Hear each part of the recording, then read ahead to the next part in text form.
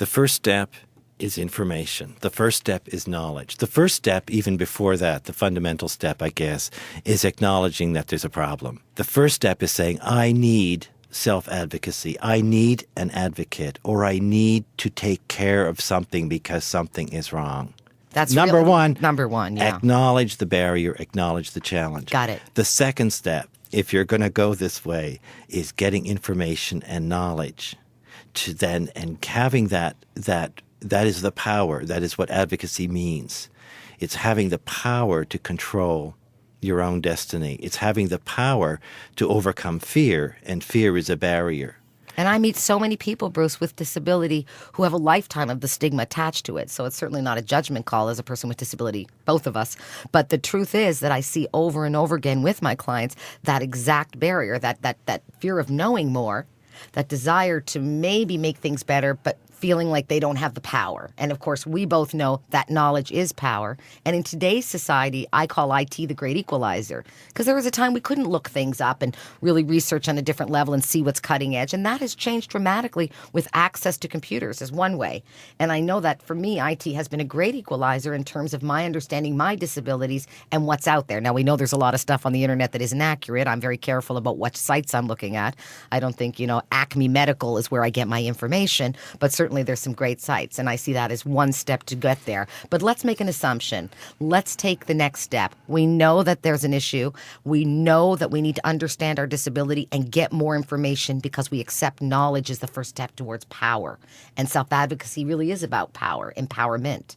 So where are we now? I think if we're going to go in steps here, then the first barrier is fear. If you can overcome fear, you can basically do anything. Another barrier you mentioned is stigma. And so often, and I was talking to somebody just a couple of weeks ago, is so often the stigma isn't societal or social. It's a self-stigma. It's I feel disabled. I feel dirty. I feel sick. When in fact, no other person on earth might even perceive that in you. Right. So a lot of having that information, that knowledge, is about changing the way you think about yourself. Removing your own self-stigma through knowledge. And that's where knowledge is power. A lot of the barriers we impose on ourselves. Right. And so that's why self-advocacy is such a wonderful idea, because it means something that we almost do within ourselves to overcome the barriers that are within ourselves. We advocate for ourselves within ourselves. And that leads to a kind of transformation that enables us to be successful, to get the things we need.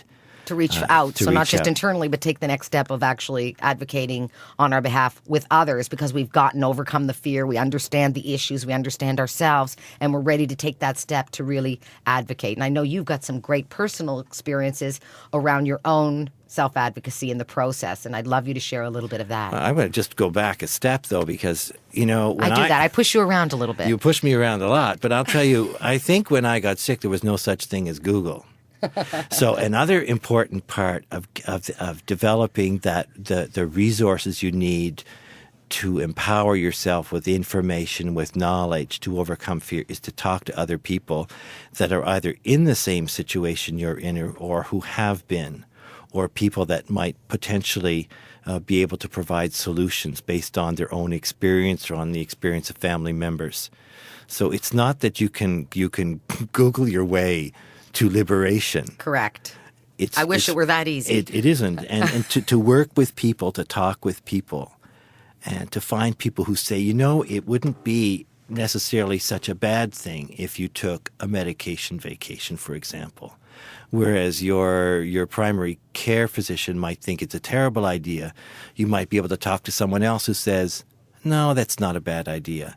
So it's very important to balance the information, the knowledge you get, to make sure it's balanced, that it's not just from one source, that you talk to people, that you look at resources on the internet and in books. But it's extremely important that you're always connected with. Our organization at Reachability, one of the things that I'm very committed to is creating support groups of like groups. For instance, we have a number of clients who do live with bipolar disorder, but they're of different ages. I'm not necessarily suggesting the 65-year-old and the 21-year-old would have a lot to share, although I'm sure they have some experiences to share. But what we try to do is connect up in age, and it's sort of where you are in your life and the disability. And what we're finding is exactly what you're talking about, which one person might be saying, oh, well, I know this guy who's really, really supportive as an employer, as one example, or I have this doctor who really gets it, and the capacity to even share resources, let alone personal stories and experiences, that sense you're not alone must be a very empowering part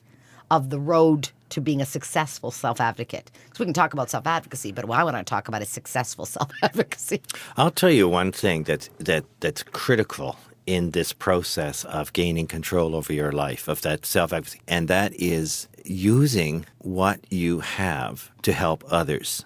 In my experience, it was therapeutic. It made me think about others in the context of my own situation, and it made me think of myself in the context of others. And that way, self-advocacy or working with others, helping others, helped me to find a place in the world where I wasn't just taking care of myself. Right. So in other words, reaching beyond your own, like not getting too far in your head that you can't see beyond, and the reward you see of not just helping others as being a good person, but there's actually a reward in becoming better able to be a successful self-advocate. The social feedback itself from helping others is truly empowering. It's empowering. It's like an exchange of love, an exchange of emotion, whether it be, crying or talking about, are you afraid? Yes, I'm afraid too. But that exchange is like developing a currency where you and someone else, or you and a group of people, like you were talking about a peer group, all benefit because they interlock, they connect, where they have issues and solutions and problems that are common to each and to all. And I do find with people, especially who are initially dealing with, for instance, mental health disorders such as bipolar and schizophrenia that do come on later potentially, what I'm finding with those young people in their early 20s is, recent onset, not sure what it all means, really needing, in my opinion, to connect with other people who are a little further along in the process around living with those disabilities and understanding them. I remember one client who said to me, a young man in his 20s, I can't look at myself in the mirror. And that told us so much about the shame. And you talked about self-stigma. That talked about so much about the shame that he was dealing with. And by putting him in a group with people with diverse disabilities in this case, and working with people of his similar age in team efforts and doing different things, at the end of the program, which was a few months, and I spoke to him one day and I said, so what's the biggest change for you in this experience? And he said, I can look in the mirror. So there's somebody who's ready to start to self-advocate because he couldn't even look in the mirror. Awesome. But the other thing that this touches on is that you sometimes feel like you're the only person in the world. And my God, you're not the only person in the world that's living with a terminal condition, with a different, whatever kind of diverse disability you might have. There are lots and lots. There are probably millions of people who are exactly in the same situation that you're in.